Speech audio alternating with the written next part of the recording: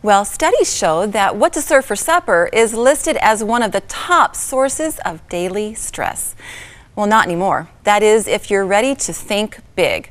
3 busy moms from Alberta have gained a lot of attention with their national best-selling book, The Big Cook. So if you're wondering what to serve for supper tonight, allow me to introduce you to Lori Lee Thomas, Deanna Siemens, and Joanne Smith.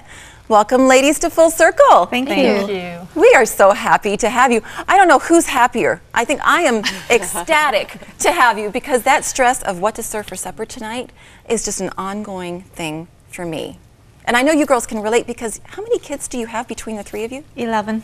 11, wow. And 10 of those are boys. Are boys. And look at how calm they are. I know. We have to be. We can't do it if you're not calm. Where did the concept for the Big Cookbook start? And we'll start out by saying what the concept is because it's very unique. The concept is when we get together, instead of making one meal by ourselves every day on a daily basis, we get together with a group of friends. We make 8 of each meal, and we go home with about 60 meals each. And one meal serves how many people? 4 to 6 people. Wow. So it's a family-sized meal. It's like the old cookie exchange. I shouldn't say old, because people still do it at Christmas. Yes, you got it. Yeah. Only, wow. We do it together.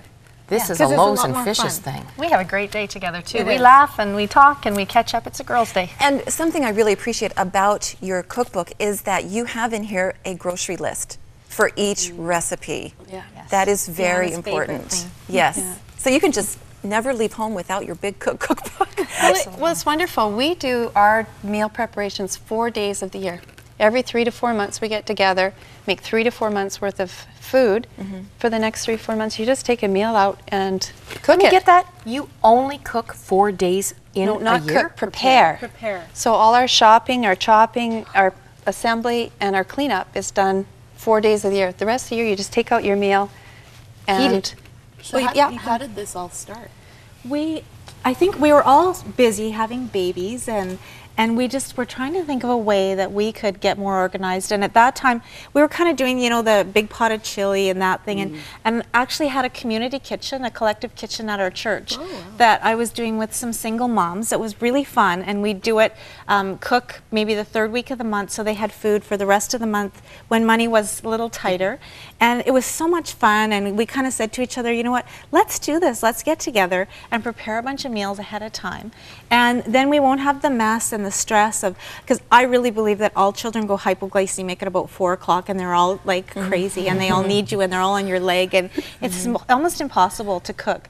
So, you know, if you can, maybe if you're a stay-at-home mom and you can get that meal in the crock pot at 1 or stick it in the oven at 4, but it's all made up and you don't have to run to the store for ingredients.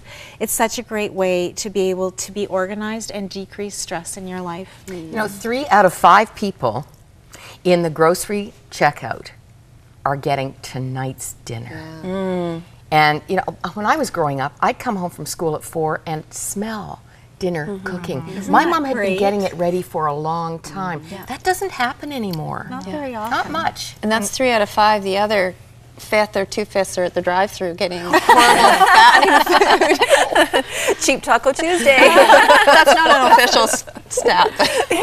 And imagine our freezers. What we have in our freezers right now is usually between 40 and 60 meals ready to pull out and cook. And it's a great feeling. We had someone write into us once saying, some days I just open up my freezer and just look at it. You know, to see all the meals there. And you know what just occurred to me too? I hadn't thought of this until just now. When you're away and we've got teenagers and they fend for themselves, it would be so easy for them to take one of these meals out to thaw the night before, and the instructions are written right on. Well, like that'll say zippy pork chops, and you can just open up to zippy pork chops and say, I can put these in the oven, I can barbecue them, and know exactly what to do. So it's very easy. We have a dietitian here. I'm the dietitian. And we have a nurse. Yep.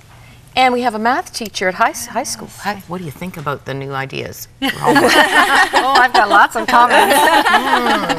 Later. Another program. Now, how have you guys reacted to all the response you've gotten from the book? Oh, it is so exciting. At the beginning of this project, God has just allowed us to share this with way more people than we ever dreamt possible. Because you only published a few for your friends and families. We did. At And you know the what beginning? I think what I believe now is that God cares about the little things in our lives.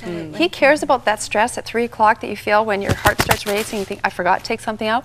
So this is a really good way of, A, to eliminate that stress, give us a feeling of control, and we can sit down with our families every night for supper. It's the only time we see our teenagers sometimes is those 10-15 minutes, and we can find out about who our kids are and touch base, and it's just so much better than people running in and grabbing. And it's We've talked here many times, I think now, about the importance. Statistics show how important that dinner table is. Sitting down as a family. We've done a lot of research, and I mean, a lot of people are picking up on that because it was a lost art for a while, but I think it's coming back.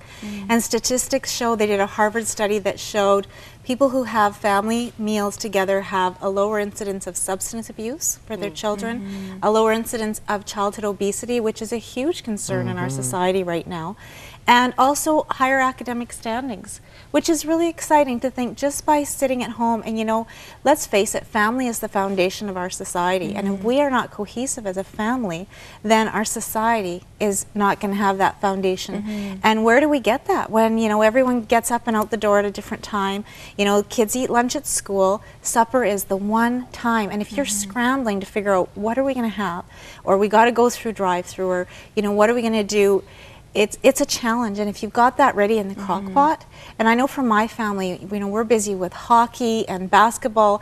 Mean we eat supper at 4:30 as a family. It might mean we eat at 7, but we eat as a family because it's really important to us. And I think if you make it a priority and, you know, do some of these ideas, I think that, you know, God honors those efforts and can help with that family cohesiveness. And this is cost saving. Oh, Absolutely. You're buying in bulk. We've been finding a lot of other uses for the meals as well too. I mean, originally we were doing it as a survival method for ourselves. You know, we've been doing this for 11 years, and since then we've seen churches embrace this idea. And what they've been doing is they've been getting some volunteers, and many times people will donate money and often, you know, a side of beef, things like that. They get together, and at a church in Medicine Hat, they've done this twice already, in 2 hours. With a group of 13 volunteers and some food, they put together 94 meals for their Helping Hands freezer. Each meal, we have to remind again, serves 4 to 6 people. So when